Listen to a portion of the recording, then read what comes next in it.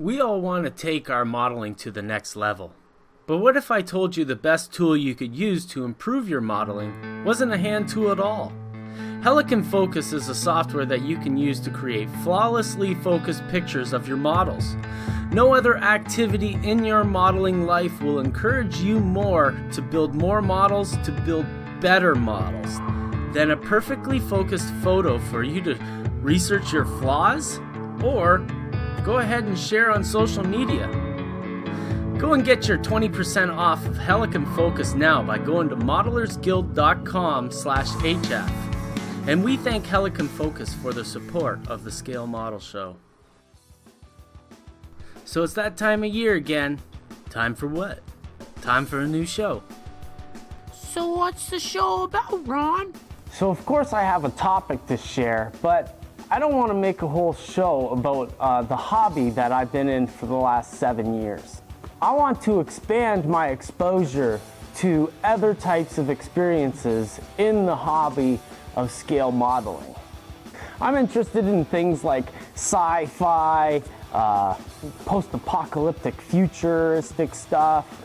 I feel the need that if I have the opportunity to make my own show, I want to go all out and do what I want to do. I don't want to be stuck in somebody else's box. I want to learn the tricks artists learn through their passion.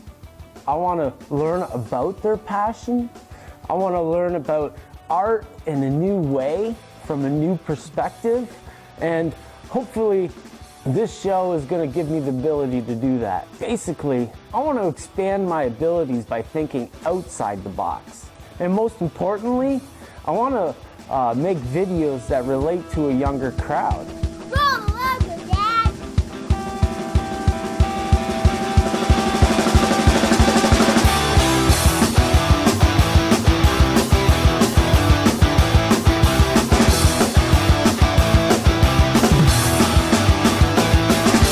So I hope you enjoy the first episode. I'm real nervous about all of it. Just go easy on me. So this is episode number 1 of the Scale Model Show.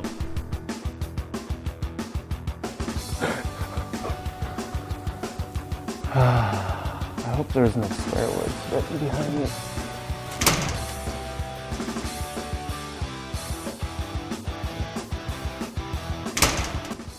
I'm a simple guy, and the way I make videos is to show people that building great models is just a bunch of little achievable steps. I screw things up, so follow along and see how I fix my screw-ups, because those are the things that make you a great modeler, is fixing up all your mess-ups. Recreating water isn't as hard as it seems. The hard part of modeling water is having faith in the task, not in how it's done. I find water easier because it has a texture that is defined by its direction. Its color is defined by what's in it, and the top, well, that's easy, it has to be shiny.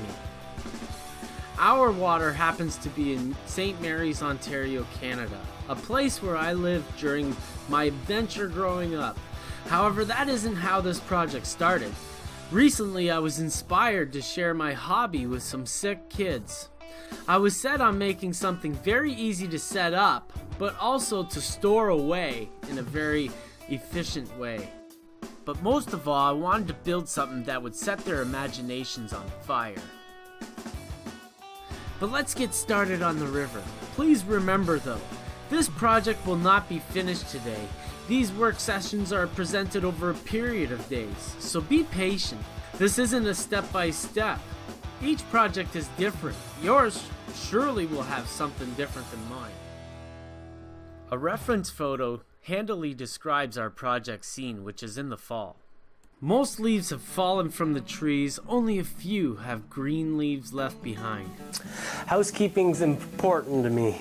I like to clean things up because I can't move on if I've got too many distractions in front of me. Speaking of distractions, I like to cover anything that's white with any color, even if it's not the color I'm going to use in the end. You know what they say about trouble and rolling downhill. You know what I mean. water rolls downhill too. So we've got to build plateaus for our water to be able to flow realistically through our scene. But first of all, I have to use my heat gun to mold the riverbanks so that when we put in our piece of foam here, it looks realistic up against the bank. We're gonna put some sand on that later, do all that jazz, but we'll get to that when the time comes. So next, glue down our piece of foam and weigh it down with our handy dandy weights.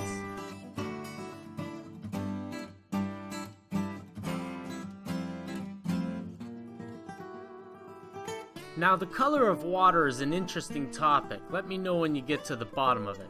I usually change my mind a lot on color. Now, I'm starting off with blue, but I change my mind as time goes on, and that's the way my modeling goes. At first I had an idea that the water looked blue, but then when I looked back at the video, it kind of looks green. So I kind of changed that near the end of the video, but for now, we just want to get color on this. I still don't like the color, so I can spray it down with my water bottle and use a little bit of spray paint to add some darkness to the water, because that was really bugging me. Spraying the foam with water protects it from being eaten by the solvent paint. Actually, in the next segment, we use the same technique to get different results on the wall.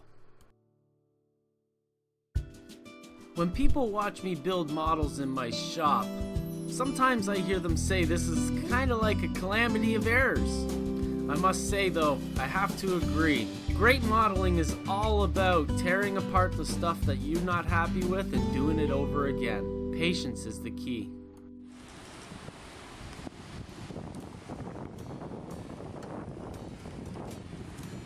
Making our limestone with retaining walls is pretty much just as easy as the rest of it. I'm gonna be like a broken record through this whole show. All we wanna do is we wanna take our thin piece of foam board, taking the paper off each side because we don't want that paper to come off at a later date when it's decided to lose its stickiness or connection to the foam.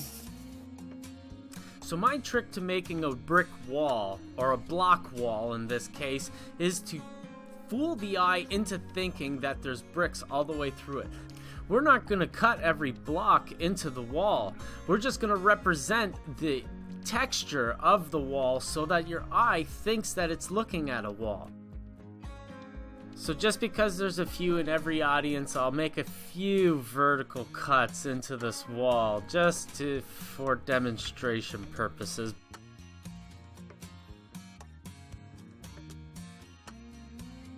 Next, we're going to take our water and we're going to spray it onto this piece because we want to spray paint it now.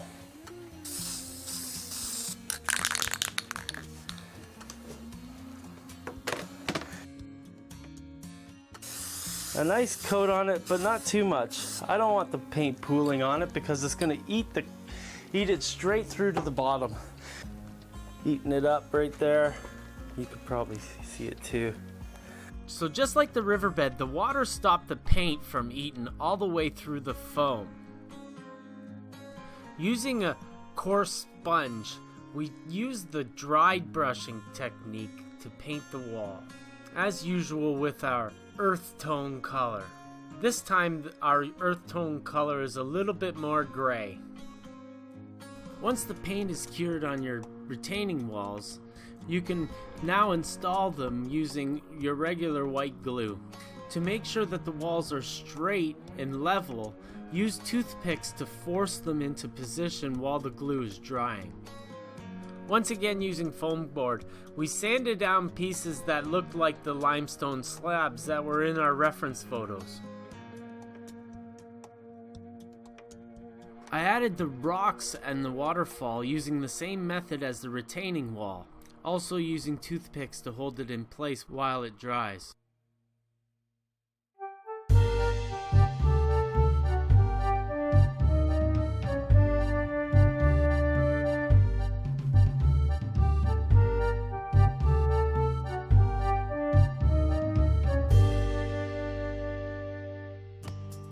Now that the stones are installed in our river, the last thing for us to do today is to paint the riverbed with the new revised colors. Every project I do changes ever so slightly during the project because the image in my mind's eye becomes clearer and clearer as time goes on.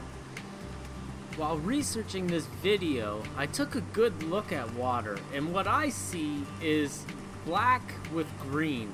So in my model, I'm gonna put black around the outside, and closer to the middle, I'm gonna put green. And then I'm gonna mix those two colors together so that we get a combination of both those colors, and hopefully after we put down our clear gloss, we'll be able to see these colors through it. In a future video, I'll show you how to make these grass tufts, but that's a whole other video. So until then, we're just gonna use these grass tufts that I got on hand in our river because they have that real autumn look, that yellow, dried, almost dead end of year look to them. So it's better to add those before you try adding water to this river. So you know, this is the time to do it. I guarantee that there's 100 different ways to make water on your diorama. Some smell real bad, some are non-toxic, like this gel acrylic medium that you find in most art stores. However, I find it important to note to you that this gel took a month and a half to cure in my cold, damp shop. So apply the gel in thin layers with a brush. Build up your peaks as time goes on, because a thin layer will dry fairly quickly. Working in layers allows you to build up your waves and direction of flow as you go on in later coats. Good luck! Remember I talked about screwing up and showing you what happened? Well, it took about a month for the gel to dry. And when it did dry, I was left with this little white milky look around the sides of the lower riverbank because I added water to the gel and tried to loosen it up so it'd get around the weeds and all that stuff. Maybe adding the weeds before the gel wasn't a good idea. Maybe I should have plopped the weeds in the gel. But also I have to get rid of that milky color because I don't think it's ever going to go away. So I'm going to use my flat black acrylic paint and just paint over top of the sides. I want to leave the middle a little bit so that it's got depth. And also I want to add a little bit of green to the spots that look kind of blue, and well, I just got to fix up the colors. And after I'm done painting, we will fix our shiny surface with some polyurethane interior gloss paint found at most hardware stores. Just look for polyurethane gloss. Well, folks, that's show one in the bag, and I just want to give a hearty thank you to my friends over at Maker Studios for giving me this opportunity. And believe me when I say I really do feel this is an opportunity because my modeling is growing farther away from model railroading. I'm learning how much I'm really passionate about scale modeling or building scenes in scale. I'm not really interested in the train. So, you know, this really is allowing me to move forward in ways that I wasn't able to do so before. So thanks, Maker. And I want to especially thank you for watching these videos. If it wasn't for you guys, I wouldn't be doing these videos. So it's really nice to have somebody, you know, come out and see my stuff. You know, I'll bet you it's kind of nice to watch somebody make all the mistakes too, you know.